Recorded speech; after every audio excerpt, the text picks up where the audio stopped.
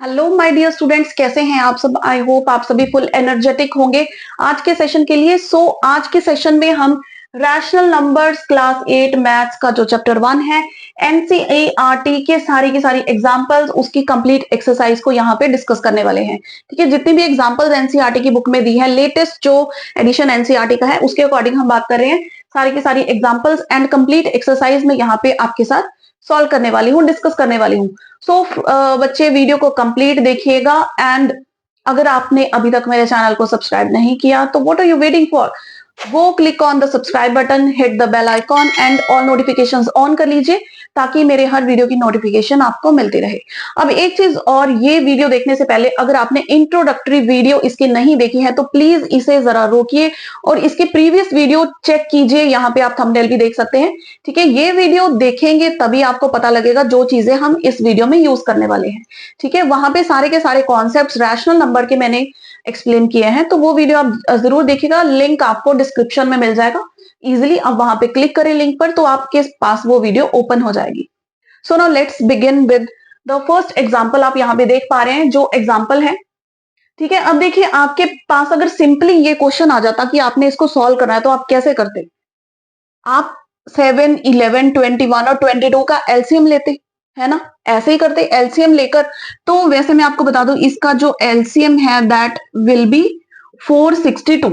462 इन पूरी की पूरी टर्म का एलसीएम है। तो इसको अगर हम सॉल्व करें 198 अपॉन 462 प्लस इसका क्या आ जाएगा, नीचे आएगा 462 and the numerator will be -252। Boring सा लग रहा है ना, हम ऐसे नहीं करेंगे। ठीक है, इसके बाद जो भी आएगी टर्म्स, दो टर्म्स आनी है हमारे पास, हम ऐसे करेंगे ही नहीं क्योंकि इतना लेंथी जा रहा है, करने में ही मजा नहीं आ रहा। तो हमने तो प्रॉपर्टीज डिस्कस की थी पिछली वीडियो में, तो क्यों ना हम वो प्रॉपर्टीज लगा के देखें क्या ये क्वेश्चन हमारा इजी होता है। तो देखिए, क्या आपको दो कोई ऐसे नंबर्स नजर आ रहे हैं जिनके डिनोमिनेटर में कुछ रिलेशन हो। देखिए 3/7, 8/21, 7 और 21 इनमें 7 कॉमन है। ठीक है, 11, 22 इनमें 11 कॉमन है, तो एलसीएम लेना हमें इजी हो जाएगा, है ना। इसको चलिए इरेज नहीं करते, देखते रहेंगे ना। ये मेथड हमें इतना टफ था, तो सेकंड मेथड जो हम करने वाले हैं एक्चुअल, जो अपने पेपर में भी करके आना है। तो देखो यहाँ पे हमारे पास ये क्वेश्चन है, हम इनकी ग्रुपिंग करेंगे टर्म्स की, फिर उसको फर्दर सॉल्व करेंगे। तो यहाँ पे क्या आ गया, प्लस ऑफ -8/21, इसका मैंने बना दिया एक ग्रुप। ठीक है, कोई चेंजेस नहीं कर रहे हैं, सिर्फ नंबर्स को आगे पीछे करके हम अरेंज कर रहे हैं ताकि हमारी कैलकुलेशन इजी हो जाए। ठीक है, किसी को क्या फर्क पड़ता है, हम तो ऐसे ही करेंगे। नेक्स्ट इज -6/11, ब्रैकेट में डालिए। जहां पे भी माइनस का साइन हो ना, आपकी कैलकुलेशन मिस्टेक होने के चांसेस कम हो जाते हैं अगर आप उस नंबर को ब्रैकेट में डाल देते हैं। +5/22। तो ये हमारे पास दो ग्रुप्स बन गए जिनको हमने सॉल्व करना है। अब ये ग्रुप्स तो हमने बना लिए, तो यहाँ पे प्रॉपर्टी कौन सी यूज हुई है, प्रॉपर्टी भी तो बतानी पड़ेगी। हम अपनी मर्जी कर रहे हैं तो उसका थोड़ा सा रीजन तो बताना पड़ेगा ना। तो यहाँ पे प्रॉपर्टी जो यूज हुई है that is commutative property and associative property. देखो बच्चे, मैथ्स में अगर आप कोई भी क्वेश्चन सॉल्व करते हैं ना, आपको लगता है कि हमें तो सारा क्वेश्चन आता है, हमें फुल मार्क्स मिल जाएंगे, लेकिन हर क्वेश्चन की मार्क्स की डिवाइडेशन होती है। अगर आपने सही आंसर भी निकाल दिया ना तो भी श्योरिटी नहीं है कि आपको फुल मार्क्स मिलेंगे। हर चीज के स्टेप्स के मार्क्स होते हैं, ये स्टेप के अलग मार्क्स हैं और ये जो ब्रैकेट में आपने रीजन लिखा है ना इसके भी मार्क्स होते हैं। तो हर चीज इंपॉर्टेंट है। ठीक है, मैं साइड बाय साइड आपको इंपॉर्टेंट चीजें बताती रहूंगी क्योंकि हमने फुल मार्क्स लेने हैं। मैथ एक ऐसा सब्जेक्ट है जिसमें आप 100 में से 100 ले सकते हो एंड डेफिनेटली जो मेरे स्टूडेंट्स रह चुके हैं उनके 100 में से 100 आते रहे हैं। तो जो बच्चे आप नए जुड़ रहे हो तो आप इसको सीरियसली अच्छे से पढ़ते जाओ, फॉलो करते जाओ जो मैं इंस्ट्रक्शंस बताती हूँ, तो definitely you will also clear your concepts thoroughly and get full marks. तो देखिए हमने ये ग्रुप्स बना लिए, यहाँ पे हमारी दो प्रॉपर्टीज लग चुकी हैं, कम्यूटेटिव एंड एसोसिएटिव प्रॉपर्टी। क्योंकि कम्यूटेटिव में हमने क्या किया, इन दो टर्म्स को, इसको पीछे कर दिया, इसको आगे कर लिया। और देन एसोसिएटिव प्रॉपर्टी क्यों, क्योंकि हमने ग्रुपिंग कर दी फर्दर। यहाँ पे टर्म्स 3 से ज्यादा थी ना, तो हमने इनकी क्या कर दी, ग्रुपिंग कर दी।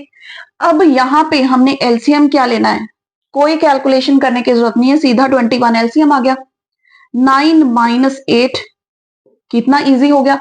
जितने में हमने इसका एक निकाला था, हम ये पूरी की पूरी टर्म को सॉल्व कर देंगे। प्लस ब्रैकेट में क्या आएगा, एलसीएम यहाँ पे है माइनस और सॉरी 22, देन यहाँ पे आ गया -12 प्लस 5, ये चीज आ गई हमारे पास। एलसीएम ले लिया ना हमने दोनों का। अब 21 और 22 का एलसीएम तो 462 ही आएगा। तो यहाँ पे हमारे पास क्या बन गया, यहाँ पे लिख लेते हैं, ये आ गया था हमारे पास 1/21 and this is minus of 7/22।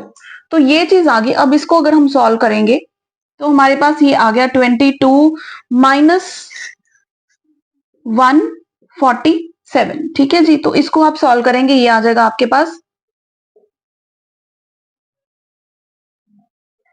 -125/462। अब देखो इसको सॉल्व करते आंसर फिर भी यही आना था, लेकिन यहाँ पे कुछ इंटरेस्ट लग रहा है हमारा, है ना। इंटरेस्टिंग वे से हमने किया, प्रॉपर्टी यूज कर ली। इनका क्या जा रहा है, हमने एलसीएम यहाँ पे भी लिया, लेकिन हमने एंड में लिया। हमने इस चीज को कॉम्प्लिकेटेड बनाने की बजाय थोड़ा अरेंज करके इजी कर लिया, और इसी तरह से आपने क्वेश्चन करना है पेपर में। देखो जिन बच्चों को ये नहीं समझ में आ रहा ना, ये डिफिकल्ट लगता है, तो आप ऐसे भी कर सकते हो। लेकिन अगर क्वेश्चन में बोला गया हो कि आपने इस क्वेश्चन को सॉल्व करना है by using certain suitable properties, तो आप ऐसे बिल्कुल भी नहीं कर सकते, आपको यही मेथड करना पड़ेगा। तो बेटर आप इसी वे को फॉलो कीजिए, क्योंकि प्रॉपर्टीज बहुत इजी हैं। कम्यूटेटिव प्रॉपर्टी, एसोसिएटिव प्रॉपर्टी मैंने बहुत अच्छे से प्रीवियस वीडियो में एक्सप्लेन किया है, तो वो आप यहाँ पे यूज कर रहे हैं। Now moving on to the example 2। So next यहाँ पे है हमारी एग्जाम्पल 2 एंड एग्जाम्पल 3। तो एग्जाम्पल 2 में देखिए क्या चीज है, यहाँ पे हमारे पास जो टर्म्स है सभी की सभी मल्टीप्लीकेशन में है, और दो टर्म्स हैं विद द नेगेटिव साइन। अब हम अगर इन सभी के न्यूमरेटर को मल्टीप्लाई कर दें, सभी के डिनोमिनेटर को मल्टीप्लाई कर दें, फिर से बोरिंग मेथड हो गया और डिफिकल्ट भी हो गया। हम ना तो डिफिकल्टी में पढ़ेंगे, ना हम बोर होना चाहते हैं, है ना। हमारा कोई इरादा नहीं है बोर होने का, तो हम इसको थोड़ा सा इंटरेस्टिंग वे से करते हैं। न्यूमरेटर में देखिए आपको कोई ऐसा नंबर नजर आ रहा है जो डिनोमिनेटर के साथ कुछ रिलेशन रखता हो। 4 का 16 के साथ टेबल में आता है ना, 4 के टेबल में कौन सा नंबर आता है, 16। 5 के टेबल में 15। तो ये दो नंबर्स का डायरेक्ट रिलेशन यहाँ पे बन चुका है। और 3/7 14/9, ये देखो ये दोनों कट रहे हैं, तो हमको इसकी ग्रुपिंग कर देनी है। ठीक है, ग्रुप्स बना देंगे तो हमारे पास ये इजिली सॉल्व हो जाएगा। -4/5 इंटू 15/16। अब ये हम शफल क्यों कर पा रहे हैं, क्योंकि हमने क्या प्रॉपर्टी की थी, क्लोजर प्रॉपर्टी, कि हम मल्टीप्लीकेशन में कोई भी नंबर्स को मल्टीप्लाई कर रहे हैं ना, किसी भी नंबर्स को मल्टीप्लाई कर रहे हैं, तो आंसर हमारे पास एक रैशनल नंबर ही आएगा।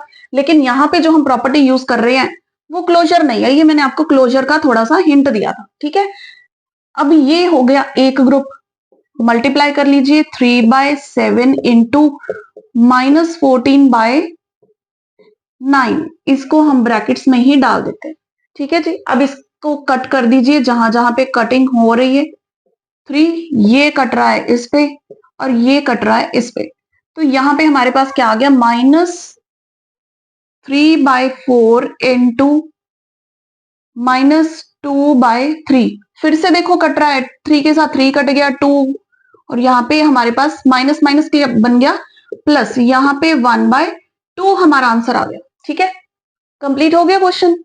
नहीं हुआ अभी, हम प्रॉपर्टी लिखना तो भूल ही गए, मार्क्स कट जाएंगे। यही चीज तो हमने देखनी है कि हमने कोई भी चीज इसमें मिस नहीं करनी है। तो देखो यहाँ पे हमने इसकी ग्रुपिंग कर दी, तो यहाँ पे इस एग्जाम्पल में हमने कौन सी प्रॉपर्टी यूज की है, हमने दो प्रॉपर्टीज यहाँ पे यूज की हैं, that is commutative and associative property. दोनों की दोनों प्रॉपर्टीज हमने यहां पर यूज की हैं, तो ये हमें ब्रैकेट में बताना जरूरी है, वरना फिर से हमारे मार्क्स कट जाएंगे। ठीक है, ये रीजन बताना जरूरी है। नेक्स्ट देखिए एग्जाम्पल 3। हाँ जी, एग्जाम्पल 3 में देखिए हमारे पास ये एक टर्म है जो मल्टीप्लीकेशन में है, ये एक टर्म है जो मल्टीप्लीकेशन में है, लेकिन -1/14 ये टर्म थोड़ी अलग से घूम रही है, इसको हम अलग ही कर देंगे। अब देखो इन दोनों टर्म्स में आपको क्या कॉमन नजर आ रहा है, -3/7 नजर आ रहा है, तो हम इनकी ग्रुपिंग करेंगे। ठीक है, इंटू -3/7 -3/7 इंटू 3/5। ऐसे लिख लीजिए। और जो -1/14 है इसको हम अलग से लिख देते हैं, छोड़ेंगे थोड़ी, इसको भी तो लिखेंगे ना। तो इन दोनों में से कौन सी टर्म आपको कॉमन नजर आ रही है? चाहे तो आप 3/7 निकाल लीजिए, लेकिन माइनस को मैं कहती हूँ आप अलग ही निकाल दो, ठीक है। अंदर प्लस की टर्म्स बन जाएंगे तो इजी रह जाएगा। तो -3/7 हमने बाहर निकाल लिया, अंदर हमारे पास क्या बचा? यहाँ पे आ गया हमारे पास 2/5, और यहाँ पे भी -3/7 कॉमन निकाल लिया, तो अंदर क्या रहेगा? प्लस का साइन आ जाएगा, +3/5 -1/14 एज इट इज। ये साथ साथ चलता जा रहा है कि मेरी जब जरूरत पड़ेगी ये यूज कर लेंगे, है ना। तो यहाँ पे देखिए ये क्या बन गया? 5/5, ये तो 1 बन जाएगा फाइनली, सॉल्व करके दिखाने की जरूरत तो नहीं है ना। तो यहाँ पे देखिए क्या आ गया? -3/7 इंटू 1 -1/14। तो इसको अब हम इसका एलसीएम ले लेंगे। एलसीएम आ गया हमारे पास 14, तो ये बन गया -6 -1 -7/14। अगेन ये कट गया, तो हमारा आंसर क्या आ गया? -1/2। ठीक है जी, हो गया, समझ में आ गया ये चीज बच्चे। लेकिन अगेन हमने यहाँ पे प्रॉपर्टी कौन सी लगाई है? चलिए ये मैं नहीं बताऊंगी, ये आप लोग मुझे कमेंट करके बताइए कि ये जो मैंने चीज यहाँ पे कर दी है, ठीक है, इसमें यहाँ पे क्या लिखना है, ये चीज मैं नहीं बताऊंगी। ये आप कमेंट करके बताएंगे कौन सी प्रॉपर्टी या फिर प्रॉपर्टीज इफ यूज्ड हमने यहाँ पे यूज करी है। ठीक है, ये चीज समझ में आ गई, ये examples. And now we will move on to the exercise 1.1 of NCERT. So next हम करने वाले हैं एक्सरसाइज 1.1 ऑफ एनसीईआरटी। ये क्वेश्चंस आप यहाँ पे देख सकते हैं। फर्स्ट क्वेश्चन देखिए, name property under multiplication used in each of the following. हमें ये 3 पार्ट्स दिए हुए हैं। ये क्वेश्चंस हमने बताना क्या है? सिर्फ कि कौन सी प्रॉपर्टी हमने यहाँ पर यूज की है इन चीजों को सॉल्व करने के लिए। ठीक है, तो प्रॉपर्टीज, ये इस क्वेश्चन को आप छोटा मत समझिए, क्योंकि देखिए जो आपके एमसीक्यूज हैं वो इसी तरह के क्वेश्चंस में से बनते हैं, या फिर 1 मार्क्स के क्वेश्चंस होते हैं, वहां पे यही क्वेश्चंस आते हैं। हम इनको इजी समझ के छोड़ देते हैं, लेकिन वहीं से मैथ्स में मार्क्स जो है डिडक्ट हो जाते हैं। सो फर्स्ट क्वेश्चन देखिए, -4/5 into 1 is equal to 1 into -4/5 equal to -4/5।